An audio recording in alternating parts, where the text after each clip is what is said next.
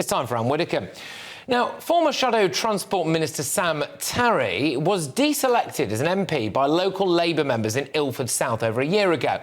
But now he's accused the Labour Party of vote rigging, and he's lodged a formal complaint to the party over his failed re-selection attempts. The Tarry campaign alleges that during door-to-door visits, they discovered a suspiciously high number of people were not living at the addresses that they were registered to on the membership system, even finding discrepancies at a home owned by his rival and eventual winner of the hustings, Jazz Athwal.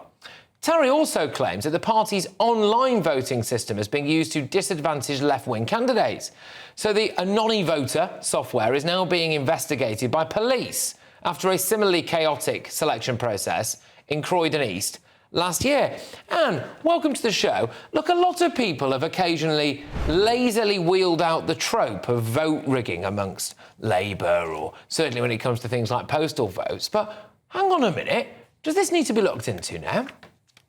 Yes, it does. I mean, Tarry has come up with some extremely clear evidence. He hasn't just made wild allegations into the air. He's had a team that have actually gone door to door. They found out a lot of discrepancies. They are therefore presenting those discrepancies as fact. And so, yes, it certainly needs looking into. I would not like to, make a judgment as to the outcome at this point. But similarly, with the, all the stuff that there is about postal votes, which is much more important because it's a, general election or a by-election or whatever it might be, with all the fuss over postal votes, it's high time also that somebody took one area where there are a lot of allegations and made a thorough analysis of that as well. It's especially prevalent, or at least it's suspected to be anyway, in university cities and towns where there is a high turnover of people living at multiple different addresses over the course of, say, their 3 or 4 year course. And for a long time it has been suspected that this could be a good way of farming and using votes. And in your view, let's not rush to judgment in this particular case, but what could the problem be, OK? How could it be done? What could be going on?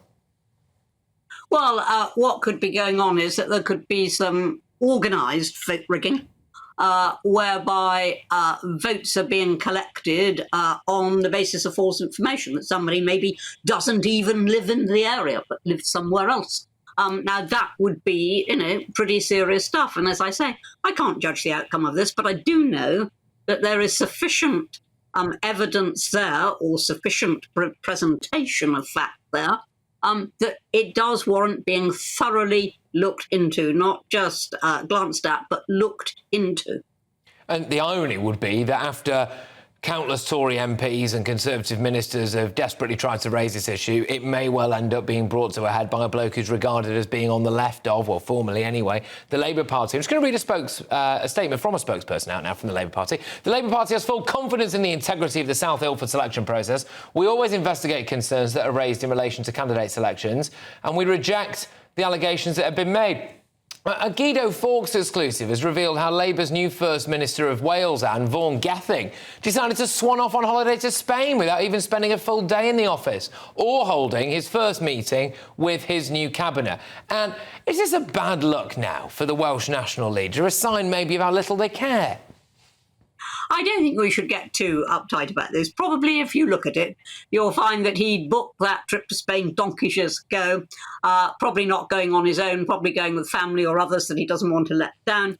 Even politicians have to have holidays. And then, of course, the bad luck comes along, that there's a clash. Now, I personally think he should have put his duty first rather than his holiday, but there are others who would say the opposite. I'm not going to get worked up about that. It ain't as important as vote rigging. No way.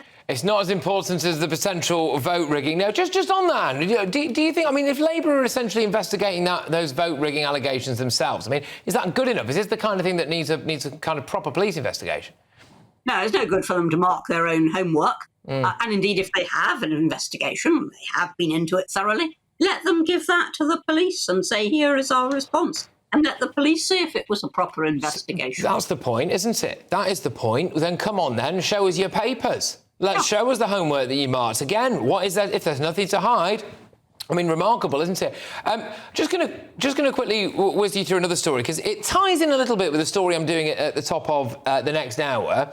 The one I'm doing at the top of the next hour is about, and people might have missed this, kids being taken out of school, essentially, by a hard-left Marxist pro-Palestine individual. But a new poll has now revealed that nearly 3/4 of GPs working for the NHS want to go on strike, citing concerns over pay, funding and workload. They're rumoured to be targeting the expected autumn election, classic. So the BMA are right behind them, with their GP committee chairwoman saying today we start the fight back, bringing our patients with us, because patients want access to their family doctor in a surgery that feels safe, with a well-resourced team ready to meet the needs for our communities.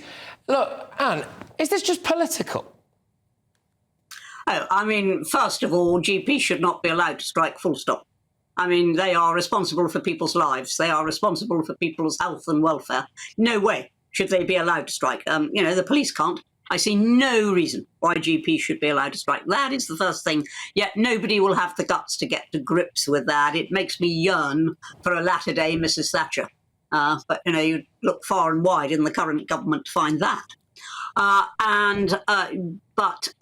It's immoral. I mean, there is no other word for it. What they are doing is immoral. Now, it may also be political. Yes, they want to make life difficult for the Conservative government. It may also be political. But largely, it's just plain selfish. They will put people's welfare at risk for the sake of their pay packets.